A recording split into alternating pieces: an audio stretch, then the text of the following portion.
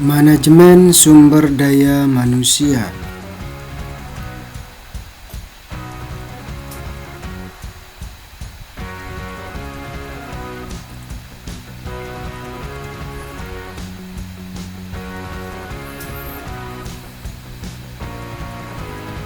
Pengertian manajemen sumber daya manusia. Manajemen sumber daya manusia adalah pemanfaatan para individu untuk mencapai tujuan organisasi.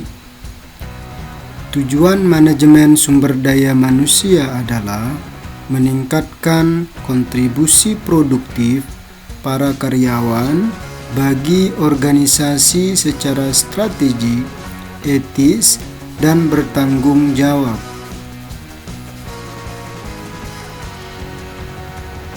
Sumber daya manusia adalah aset yang harus dikelola secara cermat dan sejalan dengan kebutuhan organisasi.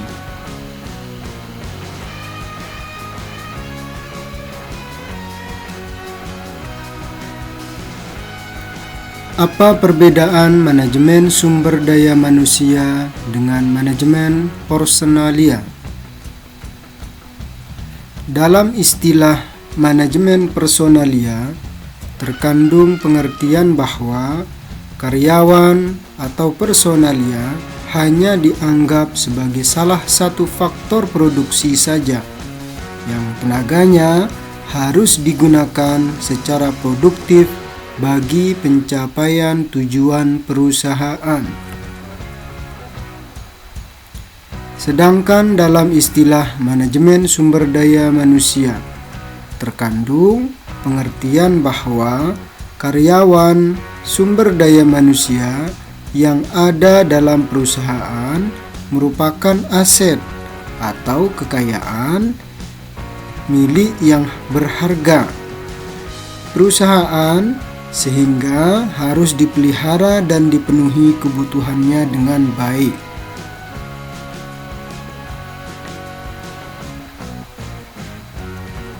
Tujuan manajemen sumber daya manusia. Pertama, tujuan organisasi. Kedua, tujuan fungsional. Ketiga, tujuan kemasyarakatan.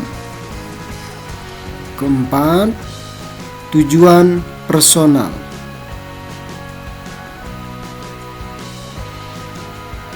Tujuan organisasi. Memastikan bahwa manajemen sumber daya manusia berkontribusi pada efektivitas organisasional. Departemen Sumber Daya Manusia membantu para manajer untuk mencapai tujuan organisasi.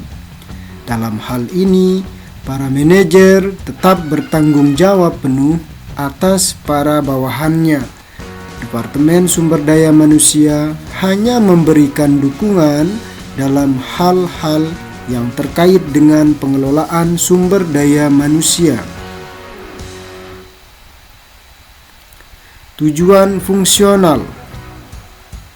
Menjaga kontribusi Departemen Sumber Daya Manusia dalam tingkat yang layak bagi kebutuhan organisasi. Sumber-sumber daya akan terbuang percuma jika manajemen sumber daya manusia tidak direncanakan secara optimal sesuai kebutuhan organisasi.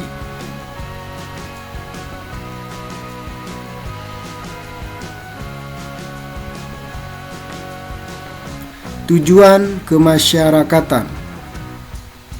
Bersikap etis dan bertanggung jawab sosial terhadap kebutuhan dan tantangan masyarakat sembari meminimalkan dampak negatif tuntutan tersebut bagi organisasi.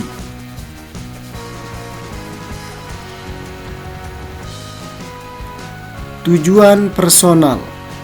Membantu para karyawan mencapai tujuan pribadi tujuan-tujuan pribadi mereka sejauh tujuan-tujuan mendorong kontribusi individual bagi organisasi. Tujuan personal para karyawan akan tercapai jika para karyawan dipelihara, dipertahankan, dan dimotivasi.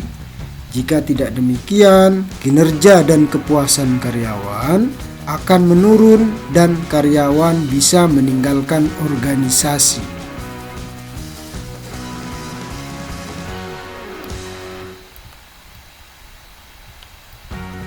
Fungsi-fungsi manajemen sumber daya manusia. Pertama, persiapan dan seleksi. Di antaranya adalah analisis dan desain jabatan, perencanaan sumber daya manusia, rekrutmen, seleksi. Yang kedua adalah pengembangan dan evaluasi, di antaranya orientasi, penempatan, dan PHK. Kemudian pelatihan dan pengembangan. Kemudian perencanaan karir dan penilaian kinerja.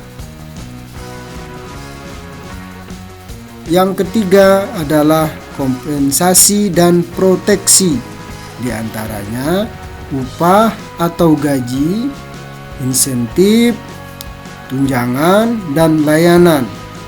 Yang kemudian keamanan, keselamatan, dan kesehatan. Yang keempat, hubungan kekaryawan dan audit, di antaranya hubungan kekaryawan, hubungan serikat pekerja dan manajemen, audit manajemen sumber daya manusia.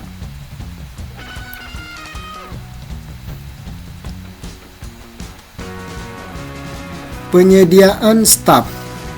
Penyediaan staf merupakan proses untuk memastikan bahwa organisasi memiliki jumlah karyawan yang tepat dengan berbagai keahlian yang memadai untuk menjalankan pekerjaan-pekerjaan yang tepat pada waktu yang tepat untuk mencapai tujuan organisasi. Penyediaan staf meliputi 1. Analisis jabatan. 2. Perencanaan sumber daya manusia. Ketiga, perekrutan dan seleksi. Pengembangan sumber daya manusia.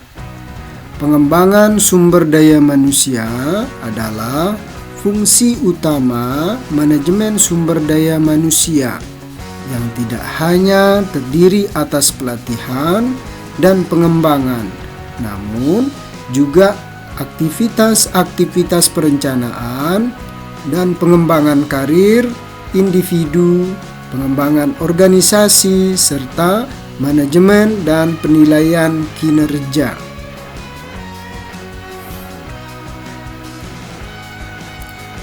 Kompensasi.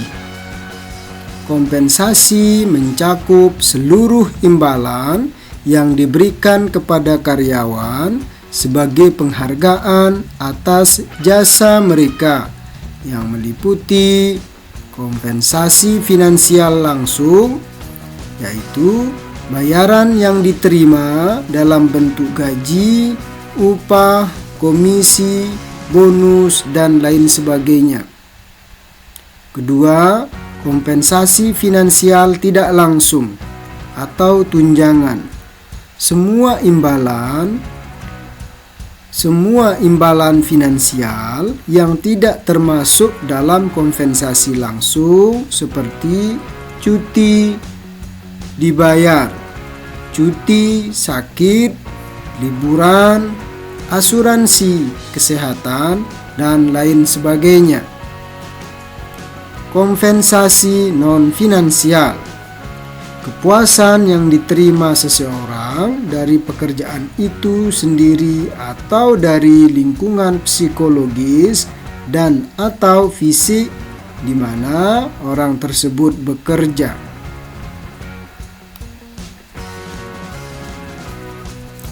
Keselamatan dan kesehatan. Keselamatan adalah terlindungnya para karyawan dari luka-luka yang disebabkan kecelakaan yang berhubungan dengan pekerjaan. Kesehatan adalah terbebasnya para karyawan dari penyakit fisik maupun emosional.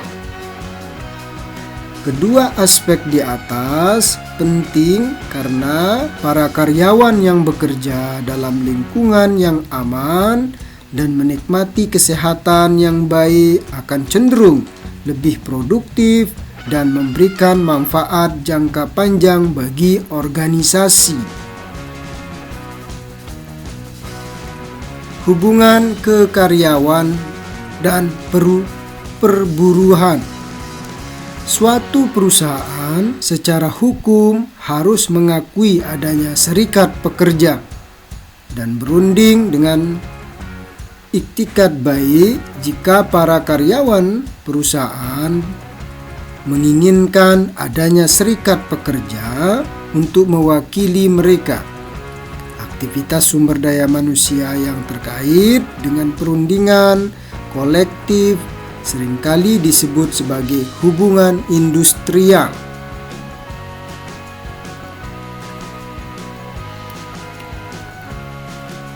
Hubungan fungsi-fungsi manajemen sumber daya manusia. Seluruh bidang fungsional manajemen sumber daya manusia saling terhubung erat. Keputusan-keputusan di suatu bidang akan mempengaruhi bidang-bidang lainnya. Beberapa contoh misalnya merekrut calon-calon berkualitas terbaik hanya akan membuang waktu, tenaga, dan uang. Jika kompensasi yang diberikan tidak bisa memotivasi karyawan, sistem kompensasi yang baik tidak akan efektif tanpa ditunjang lingkungan kerja yang aman dan sehat bagi para karyawan. Lingkungan manajemen sumber daya manusia. Ada lingkungan eksternal dan lingkungan internal.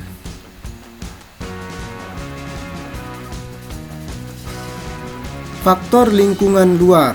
Faktor di luar lingkup organisasi yang mempengaruhi sumber daya manusia suatu perusahaan.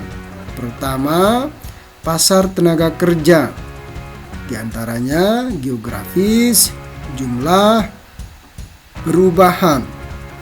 Yang kedua, pertimbangan. Di antaranya hukum, undang-undang, perda, hak setiap negara. Yang ketiga, masyarakat. Di antaranya norma masyarakat harus dipatuhi perusahaan. Keempat, serikat kerja. Para pekerja yang bergabung untuk meningkatkan posisi dalam berhubungan dengan pihak perusahaan. Yang kelima, pemegang saham. Pemegang saham maksudnya mempunyai pengaruh besar dalam keputusan manajemen karena mempertimbangkan proyek masa depan, biaya, pemasukan, keuntungan masyarakat sekitar. Keenam, persaingan, diantaranya dalam berbagai bidang, produk, jasa, pasar, dan tenaga kerja. Kemudian ketujuh, pelanggan menuntut barang atau jasa dengan kualitas baik seperti pelayanan setelah pembelian atau penggunaan jasa. Kedelapan, teknologi. Di antaranya perubahan cepat akan mengharuskan sumber daya manusia mengejar posisi tenaga kerja bergeser. 9. Ekonomi, situasi booming versus buruk. 10. Peristiwa yang tidak diharapkan atau tidak diramalkan terjadi.